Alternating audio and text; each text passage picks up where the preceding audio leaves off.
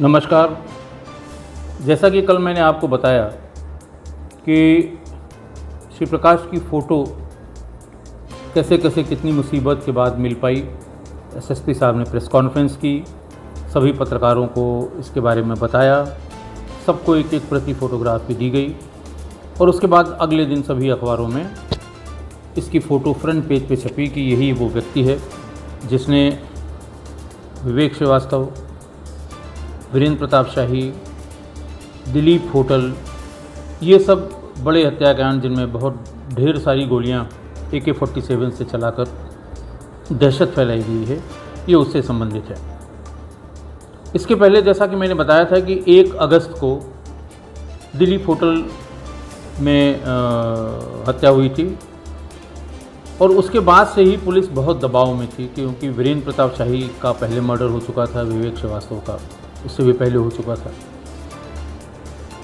तो बार बार की मीटिंग में ये तय किया गया था कि अब जो भी छोटी छोटी सूचनाएं इसके बारे में आएंगी उसको एक न एक टीम वेरीफाई करेगी। 100 नंबर की व्यवस्था थी कंट्रोल रूम में। इसके अलावा इंडिविजुअल लोगों के पास जो सूचना आती थी, चाहे वो एसएसपी साहब हों, चाहे एसपी सिटी हों, सीओ हों, कहीं कहीं अच्छे सब इंस्पेक्टर और इंस्पेक्टर के पास भी सूचना आती थी। तो ये तय किया गया कि जिसकी जहाँ से भी सूचना आए, चाहे वो 100 नंबर पे आए या किसी अधिकारी के पास आए, किसी मातहत कर्मचारी के पास आए, उसको एक जगह इकट्ठा करके सुबह सारी टीमें इकट्ठा होंगी और प्रत्येक सूचना को वेरीफाई करेंगे। हालांकि उस समय कुछ लोगों ने बताया कि साहब जितनी सूचनाएं अब तक आई हैं वो सब झूठ हैं, किसी में कोई सब्सटेंस नहीं निकला है, लेकिन फिर भी ये कहा गया कि नहीं, सूचना सब वेरीफाई करेंगे भले ही वो झूठ हो। इसी बीच में जब दिलीप होटल के बाद बार बार हम लोग हर टेलीफोन एक्सचेंज में घूमे, GM टेलीफोन से बात की, TDM जो अलग अलग एक्सचेंजेस के थे उनसे बात की और उनसे कहा कि साहब इसका कोई सोल्यूशन निकलना चाहिए। वो टेलीफोन से अब बार बार ये पता लग रहा है कि टेलीफोन से वो बात करता है और जब तक ये पता नहीं लगा था कि मोबाइल फ़ोन से संपर्क किया था उसने भानु मिश्रा के भाई से गोरखपुर में, तब तक हम लोग सभी जगह चक्कर लगा चुके थे। एक बार जब कॉल डिटेल रिपोर्ट यानी जिसको CDR कहते हैं वो श्री प्रकाश शुक्ला के मोबाइल फ़ोन की मिल गई तो उसमें ये देखा गया कि कहाँ कहाँ सबसे अधिक बात होती है। उसमें कुछ PCO के नंबर आए। जैसा कि आप जानते हैं उस समय में जब मोबाइल फ़ोन नहीं थे तो इंदिरा भवन, जवाहर भवन, शक्ति भवन के सामने वाली पटरी पर लाइन से PCO हुआ करते थे। छोटे स्पेस में हमारे ख्याल से 50 PCO हुआ करते थे क्योंकि यहाँ बाहर से बहुत लोग आते थे, उनको बात करनी होती थी, कभी कभी उन्हें भीतर अधिकारियों से बात करनी होती थी, उसी PCO का प्रयोग करते थे। दूसरा जो PCO की बड़ी संख्या थी पुराने शहर में वो कैसरबाग में थी। कैसरबाग में PCO जो कैसरबाग चौराहा है उसके चारों तरफ जो पुरानी इमारत है, गोल सी इमारत है, उसके बरांडों में छोटे छोटे, और कैसरबाग कोतवाली के सामने की जो लंबी मार्केट है उसमें भी कम से कम 10 PCO थे। हम लोगों ने टेलीफोन वालों से बात की कि भाई कुछ तो तरीका निकालिए कि इतनी इन सब फ़ोन से बात हो रही है, हालांकि ये PCO हैं, इसमें ये पता करना मुश्किल है कौन आया था, किससे बात हुई थी, तो ऐसा कुछ करिए कि हम इसे सुन सकें। क्योंकि टेलीफोन टेप करने के बारे में बहुत सुना था हम लोगों ने तमाम जगह से, किस्सों में, कहानियों में। तो उनसे पूछा गया कि भाई ये टेप करना क्या होता है। उन्होंने बताया कि साहब ये टैप करना है और दरअसल ये जहाँ पर इसके बॉक्स होते हैं, EP बॉक्स जो बोलते हैं, जो खंभों पे लगे होते थे, वहीं से एक पैरेलल लाइन हम दे देंगे। आसपास कोई सुरक्षित स्थान आपको ढूंढना पड़ेगा जिसमें बैठ के आप ये नंबर सुन सकते हैं। कुल 4 नंबर इस तरह से निकले PCO के, 2 कैसरबाग के, 2 हजरतगंज के। ट्रायल के तौर पे ये कहा गया कि भाई इनको लगवाया जाए। कैसरबाग वाला जो EP बॉक्स था वो SSP रेजिडेंस का जो मेन गेट है, SP सिटी रेजिडेंस का जो मेन गेट है कैसरबाग में, उसके सामने की तरफ था। और दूसरा जो ये क्लस्टर था इंदिरा भवन, शक्ति भवन, जवाहर भवन के सामने वाला, इनका जो EP बॉक्स था वो शाहनजफ रोड पे था, SSP रेजिडेंस के थोड़ा पहले।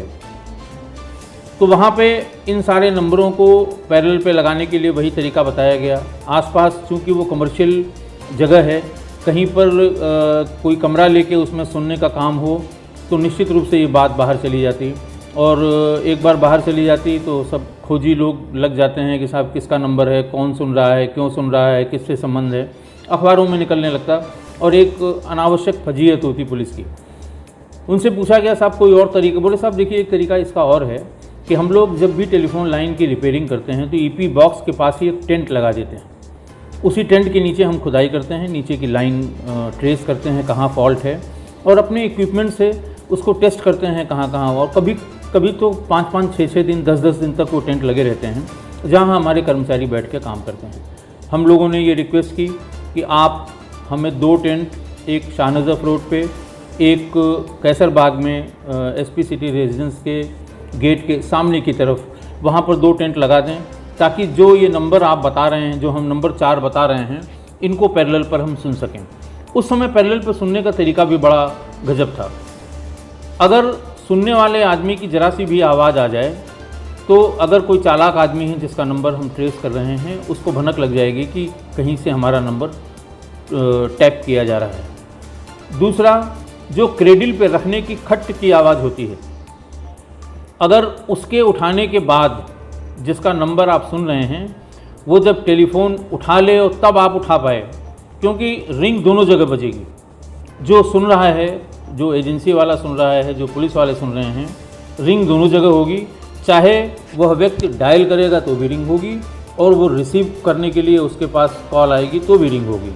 तो अगर जो आदमी सुन रहा है, यानी हम लोगों में से एसटीएफ का जो आदमी जो हम लोगों में से पुलिस का आदमी सुन रहा था, एसटीएफ तो नहीं बनी थी उस समय तक, तो हम लोगों में से जो आदमी सुन रहा है, अगर उसने अपने टारगेट के बाद उठाया तो क्रेडिल पर से उठाने की जो खट की आवाज़ है वो उसको सुनाई पड़ जाएगी। अगर वो चालाक आदमी है, ध्यान रख रहा है, या उसे कहीं से पता लग गया है कि उसका टेलीफोन भी टैप किया जा सकता है, वो तुरंत फ़ोन का इस्तेमाल बंद कर देगा। इसलिए भी ये ज़रूरी था कि चूँकि ये सब बातें उसमें पीसीओ में ये लागू नहीं होती हैं, क्योंकि उसमें 100 आदमी फ़ोन से बात करता है, उसको इससे कोई लेना देना नहीं कि उसका। तो ये चारों नंबर पीसीओ के लगवाए गए, 2 शाहनजफ रोड पे और 2 वहाँ पे, और 3 सिपाही 8-8 घंटे की ड्यूटी पर वहाँ लगाया गया टेलीफोन वालों से बात करके। और उन्होंने कहा कि साहब जो माउथ पीस है उस पर एक टेप लगा दीजिए आप, और ताकि किसी भी तरह की बाहर की नॉइज़ वहाँ न मिल सके। कभी कभी अगल बगल चिल्लाने की आवाज़, फेरी वाले की आवाज़, गाड़ियों की आवाज़, हॉर्न की आवाज़, इनसे वो सामने वाला ये समझ जाएगा कि कांस्टेंट आवाज़ आ रही है, ये कहीं कोई न कोई इसमें गड़बड़ है। वो टेलीफोन एक्सचेंज में फ़ोन करेगा, दुनिया भर की शिकायत करेगा, दुनिया भर की बातें होंगी। तो उन सभी दोनों फ़ोनों में उसमें माउथ पीस की जगह हैवी टेप लगा दिया गया, ताकि कतई किसी तरह की आवाज़ वहाँ पर न जाए। और ये इंस्ट्रक्शन दी गई कि जैसे ही घंटी बजे, इसके पहले कि वो संबंधित आदमी वो संबंधित पीसीओ जिसका फ़ोन सुना जा रहा है वो उठाए, उसके पहले आपको उठा लेना है। उसी से पैरेलल में एक पहले रिकॉर्डिंग किट आती थी। अमीनाबाद के जो इलेक्ट्रॉनिक मार्केट था, वहाँ से नाका थाने के पीछे एक मार्केट था, वहाँ से एक 125 रुपये की इलेक्ट्रॉनिक किट आती थी, जिसमें जो आपका चोंगा है, जो आपका रिसीवर है, जिसमें माउथ पीस, जिसमें बोलने का सुनने का दोनों का है, उसमें जो आप टेलीफोन का जो कुंडली वाला जो तार होता है जहाँ जोड़ते हैं मेन टेलीफोन से, तो उसमें उस किट को लगा देते हैं। उसमें से एक तार जाता है जो टेप में लग जाता है। तो एक छोटा छोटा टेप, वो रिकॉर्डिंग किट जो 125 रुपये या 150 रुपये की उस समय मिलती थी, नॉर्मल लैंडलाइन टेलीफोन की रिकॉर्डिंग की किट थी, जो टेलीफोन के पास आप रख दीजिए। कॉल जैसे ही शुरू हो उसको ऑन कर दीजिए, जो कन्वर्सेशन हो रहा होगा वो उसमें रिकॉर्ड भी हो जाएगा और सुन भी लेंगे। ये इसलिए इस बैकग्राउंड को बताना ज़रूरी है कि उस समय इसके सिवा हमारे पास कोई चारा नहीं था। छोटी छोटी सूचनाएं जितनी मिल रही थी उसको वेरीफाई करने का, और ये जो 4 टेलीफोन पीसीओ के जो मिले थे, वो एक टेलीफोन और एक पॉलिटिकल आदमी का मिला था जिससे बहुत बार बात हुई थी, लेकिन वो ट्रांस गोमती एरिया में था। ट्रांस गोमती में महानगर का जो एक्सचेंज लगता है, उनसे भी कोशिश की गई थी कि एक वो पैरेलल लाइन दे दें, लेकिन शायद किसी वजह से वो लाइन नहीं दे सके। हालांकि काफ़ी बाद में हमको ट्रांस गोमती में भी 3-4 लाइनें इस तरह की पैरेलल सुनने को मिल गई थी, इसके पहले कि हम मोबाइल फ़ोन को पैरेलल पर सुन पाते। तो जिस दिन ये अखबारों में प्रकाशित हुआ उस दिन ये हज़रतगंज में जो पीसीओ थे, जिनकी 3-4 लाइनें एक साथ थीं, जो इंदिरा नगर और इंदिरा भवन और जवाहर भवन के सामने थे, उसमें एक कॉल आई। कॉल ये आई कि फ़ोन करने वाले ने फ़ोन किया और वो आदमी पहले से वेट कर रहा था, जैसा कि पीसीओ वाले ने बताया, और पीसीओ वाले से उसने कहा कि साहब फला आदमी है, उसको फ़ोन दे दीजिए। उसने फ़ोन ले लिया।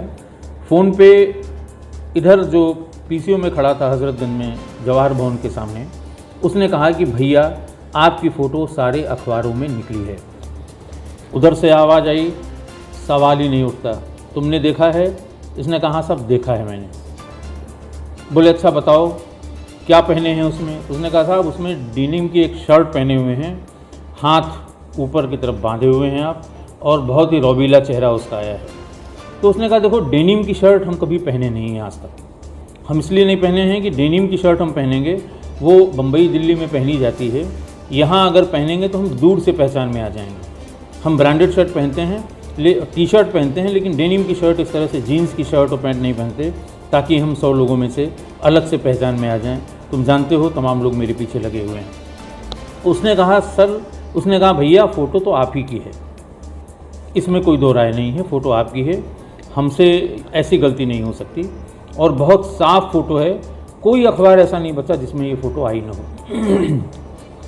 इस पर उधर से आवाज़ आई तो ठीक है, जितनी अखबार हैं हज़रतगंज में सारी अखबार की कटिंग फ़ोटो वाली जो समाचार है उसकी इकट्ठा करके, और परसों तुम चले जाना गोमती नगर, मैं किसी को भेजूंगा, तुम वहाँ पर थाने वाले चौराहे के पास खड़े रहना, और अगर ज़रूरत पड़ी तो मैं किसी को भेजूंगा, वो तुमको पहचान लेगा, उसको ये पेपर कटिंग दे देना।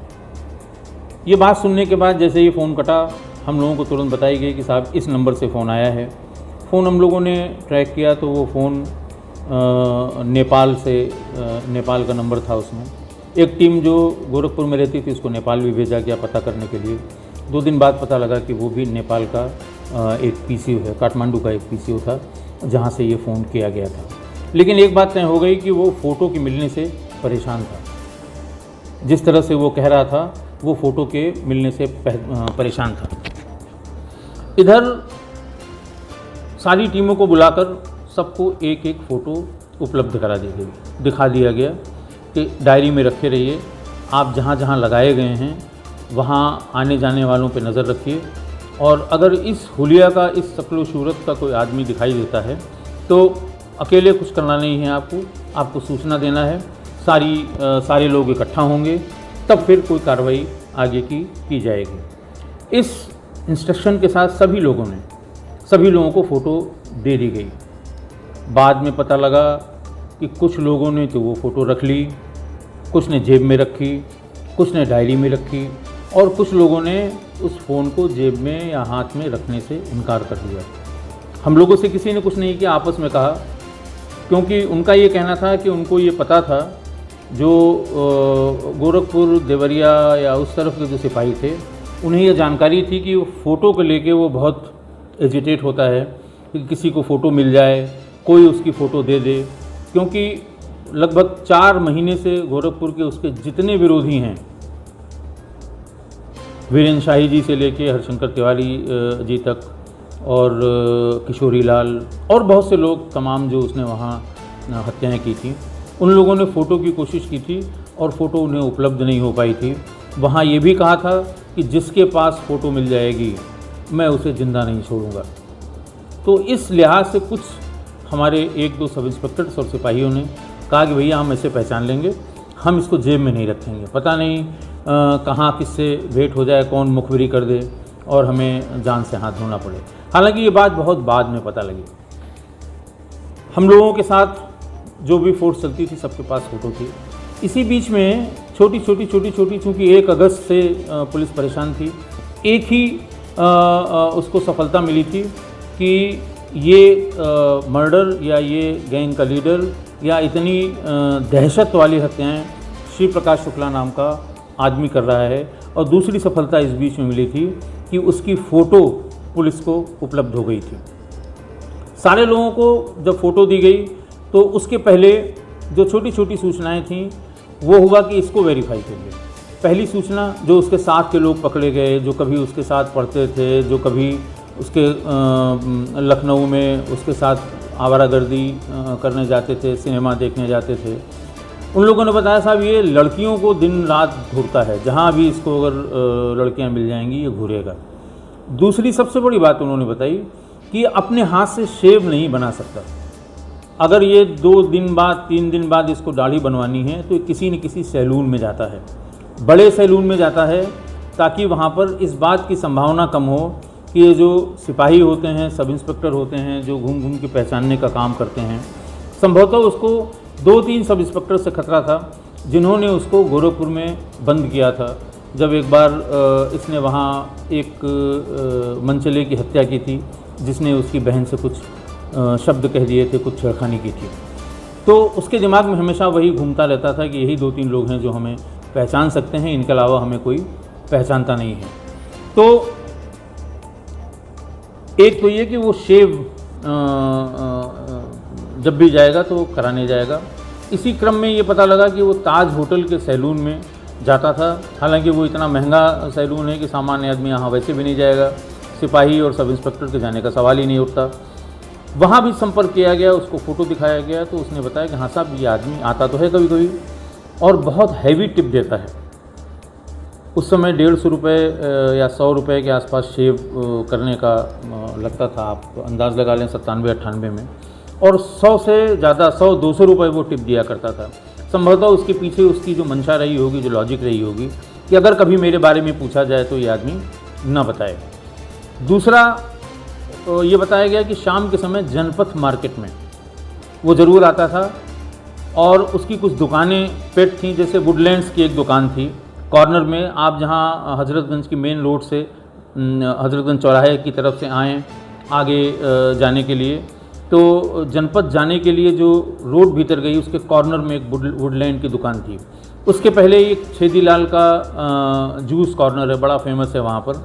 तो शाम को ये वहीं छोटे छोटे स्टूल रखे होते हैं, वहीं बैठ जाया करता था। आने जाने वाली महिलाओं पे, लड़कियों को वहाँ घूरा करता था जब तक कि वो बंद ना हो जाए। इसके अलावा कभी कभी घूमते घूमते वो पीछे जनपथ की दुकानों में, चूँकि जनपथ में पीछे चिकन की साड़ियों के, चिकन के कपड़ों की बहुत सी दुकानें हैं, ज़्यादातर महिलाएं उनकी ख़रीदारी के लिए आती हैं। जनपथ के जो अंडरग्राउंड मार्केट है वहाँ पर, उसमें भी चिकन की और छोटे बच्चों की बहुत ढेर सारी दुकानें हैं, तो उसमें महिलाएं बहुत आती हैं, तो उनको वो दरअसल घूरने का काम किया करता था।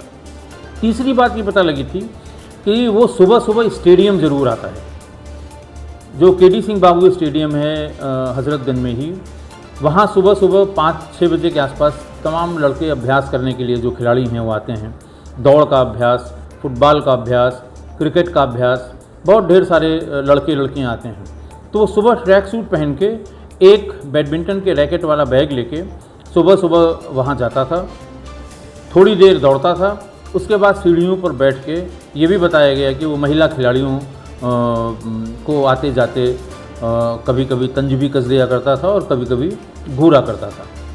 सबसे अंत में जो छोटी सूचना मिली थी, जो अलग अलग स्रोतों से मिली थी, कि छोटे बच्चों के जो स्कूल हैं, जहाँ ये केजी से लेके और 5th-6th तक के जो स्कूल हैं, वहाँ सुबह सुबह उनके पेरेंट्स, खासकर उनकी मदर्स, बहुत छोटे बच्चों को लेके छोड़ने आती हैं। वो पीरियड 8 बजे से, जब वो स्टेडियम से लौट के आता था, तो किसी न किसी स्कूल के सामने, महानगर बॉयज़ का जो किंडरगार्टन वाला स्कूल है वहाँ पर, करामत का जो छोटे बच्चों वाला स्कूल है वहाँ पर, कभी कभी हज़रतगंज में वो सेंट फ्रांसिस और लेरोटे के सामने भी, बस लड़कियाँ जो छोटे बच्चियों को लेके, उनकी यंग मदर्स आती थीं, उनको घूरना। और बाद में हम लोगों को बहुत बाद में पता लगा, जब उसके एक मेंबर को हम लोगों ने अरेस्ट किया था, कि इसके पीछे क्या लॉजिक थी। क्या ऐसा तो नहीं था वो किसी उद्योगपति के छोटे बच्चे को किडनैप करने की बात कर रहा हो? तो उन लोगों ने बताया कि ना, उसने हमेशा मना किया है कि छोटे बच्चे की किडनैपिंग कभी नहीं करनी चाहिए। छोटा बच्चा होता है, माँ बाप के पास जाने की जिद करता है, उसको चुप कराना और बहुत ही कठिन काम है, और अगर बच्चा मर जाए तो इससे बड़ा पाप नहीं पड़ता है। तो हम छोटे बच्चों की किडनैपिंग के फेवर में वो कभी नहीं था। दरअसल उन लोगों ने ये बताया कि वो हमेशा लड़कियों के चक्कर में, यंग मदर्स का उसके बारे में ये कंसेप्ट था कि साहब देखिए वो उसका पहला इशू होता है या दूसरा इशू होता है, वो शादीशुदा होती हैं लेकिन अच्छे बन ठन के आती हैं, सिंदूर बहुत छोटा सा लगाती हैं ताकि वो दूर से दिखाई न पड़े और उसको ये डिफ्रेंशिएट करना मुश्किल हो कि ये शादीशुदा हैं कि शादीशुदा नहीं हैं। ऐसा जो उसके मेंबर्स को बाद में अरेस्ट करने के बाद जब ये पूछा गया कि स्टेडियम क्यों जाता था, क्या किसी के चक्कर में जाता था, स्कूल के सामने क्यों बैठता था, जनपद में क्या किसी बड़े व्यवसायी को किडनैप करने की का प्लान था उसका, तो ये सब उसके बाद पता लगा। सबसे इम्पोर्टेंट जो था वो हम लोगों के लिए था कि साहब ये शेव तीसरे चौथे पाँचवें बनवाने ज़रूर आएगा। इसी चक्कर में हम हमारा जो उस समय गनर था रणकेंद्र, एसपी सिटी साहब का गनर था, और सत्येंद्रवीर सिंह साहब, हम लोग सादे में रोज़ शाम को 6 साढ़े 7 बजे एक मारुति 800 गाड़ी में बैठ के उधर दारुल शफा की तरफ से खड़ा कर देते थे ताकि उधर थोड़ी कम भीड़ होती है, हजरतगंज की तरफ थोड़ी ज़्यादा भीड़ होती है। आने जाने वालों पर नज़र रखते थे कि जिनके पास अगर बड़ा बैग हो जिसमें AK-47 रखे जाने की संभावना है, क्योंकि ये बताया गया बिना AK-47 के कभी भी वो अपने रूम के, अपने घर के बाहर नहीं निकलता था। अगर वो किसी गाड़ी से है उससे उतर के थोड़ी देर के लिए भी जाना हो तो AK-47 का बैग अपने पास रखता था। इसी शंका में या इसी इन्फॉर्मेशन पर वहाँ बड़ा बैग लेके चलने वाले हर आदमी को हम लोग रोक लेते थे और उसका बैग खुलवा के चेक ज़रूर करते थे। ऐसा 3-4 घंटे लगभग हर दिन करते थे, क्योंकि वहाँ पर एक बॉम्बे हेयर कटिंग सैलून था और इन्फॉर्मेशन जो तरह तरह की आ रही थी उसमें ये था कि या तो ताज वाले सैलून में या बॉम्बे हेयर कटिंग सैलून में वो ज़रूर आएगा अपनी दाढ़ी बनवाने के लिए। तो ऑलमोस्ट रोज़ हम लोग ये रूटीन बन गया था कि शायद इसी तरह से हम लोगों के ये आदमी हाथ आ जाए। ये एक्सरसाइज करीब 4 दिन से 5 दिन से लगातार चल रही थी। अचानक 9 सितंबर 97 को 9 सितंबर 97 को 6:30 बजे मैं और एसपी सिटी साहब कैसरबाग के अपने कार्यालय में बैठे हुए थे। मैं CO कैसरबाग था, वो एसपी सिटी थे। दोनों का कार्यालय बिल्कुल सटा हुआ है एक दूसरे की दीवार से, एक ही बिल्डिंग में है। हम लोग बैठ के नंबरों की तलाश कर रहे थे। जो CDR हम लोगों को मिली थी उसमें कितने नंबर हैं, कौन हो सकता है। टेलीफोन इंक्वायरी से उनका नंबर, जो बिहार के नंबर थे उसमें कुछ, मुंबई के नंबर थे उसमें कुछ, और कुछ उसमें दार्जिलिंग के नंबर थे, नेपाल के कुछ नंबर थे। तो इनको एक कड़ी से कड़ी मिलाने की कोशिश कर रहे थे कि आखिर इन नंबरों पे कौन होगा, किससे बात करता होगा। और फिर जहाँ जहाँ के लैंडलाइन नंबर थे वहाँ के जनरल मैनेजर टेलीफोन से संपर्क करके साहब हमें अगर इसका ये पता लग जाए, क्योंकि लोकल कॉल वो रिकॉर्ड नहीं होती थी, वो रिकॉर्ड आपको नहीं मिल सकता था उस समय। जो STD, चूँकि STD में चार्ज किया जाता है, उसमें पैसा उसका टेलीफोन विभाग लेता है, तो STD कॉल का रिकॉर्ड वो दिया करते थे। तो बिहार में 2-1 जगह से हम लोगों को मिल गया, मुंबई में मिल गया, एक आध जगह से दिल्ली में भी। सबसे मुश्किल से दिल्ली से कोई कॉल डिटेल मिलना या लैंडलाइन की जो कॉल समरी है वो मिलना थोड़ी मुश्किल होती थी। लखनऊ का हम लोग निकलवा लेते थे। जितने फ़ोन मिलते जाते थे उनके निकलवाना, क्योंकि कोई काम कंप्यूटर पे नहीं होता था, सब काम मैनुअल करना पड़ता था। जैसे किस नंबर पे कॉल की गई तो उसकी कितनी फ्रीक्वेंसी है, कोई हरे कलम से, कोई लाल कलम से। आज की तरह एक्सेल शीट में नहीं था कि आप एक कमांड दीजिए और फिल्टर करके वो बता देगा कि इस नंबर से 37 बार बात हुई है, इस नंबर से 34 बार बात हुई है। उस समय हम लोगों ने एक सिपाही हम लोगों के साथ रहता था, रविंदर करके, तो थोड़ा उसका इंटरेस्ट था। तो शाम को हम लोग सब उसको दे देते थे, सारे उसको दे देते थे कि इसको निकाल के वो देखें कि कितनी नंबर, कितनी बात किससे किससे हुई है।